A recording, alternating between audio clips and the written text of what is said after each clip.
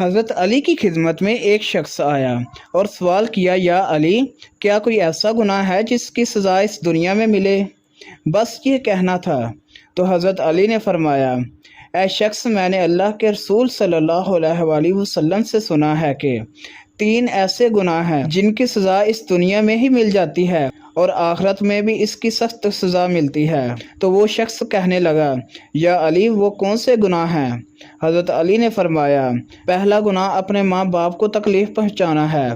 جو انسان اپنے والدین کو تکلیف دے گا تو اس کی اولاد اس کو تکلیف دے گی، تو وہ انسان دنیا اور آخرت میں رسوا ہو جائے گا۔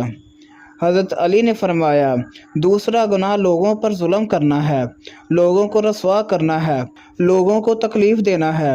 جو انسان لوگوں پر ظلم کرے گا، لوگوں کو رسوا کرے گا، تو لوگوں کے دلوں سے اس کی عزت نکل جائے گی اور یوں وہ انسان دنیا اور آخرت میں رسوا ہو جائے گا۔ تیسرا گناہ دوسروں کی نیکی اور اچھائی کی قدر نہ کرنا۔ یاد رکھنا، جو انسان لوگوں کی نیکی اور اچھائی کی قدر نہیں کرتا تو آنے والے وقت میں اس انسان کی نیکی اور اچھائی کی قدر نہیں کی جاتی اور یوں وہ انسان دنیا اور آخرت میں رسوا ہو جائے گا۔ پیارے دوستو، آج ہمارے پاس وقت ہے اپنی اصلاح کرنے کا، ورنہ کل آنے والے وقت میں ہمارے پاس پچھتاوے کے علاوہ کچھ نہیں بچے گا۔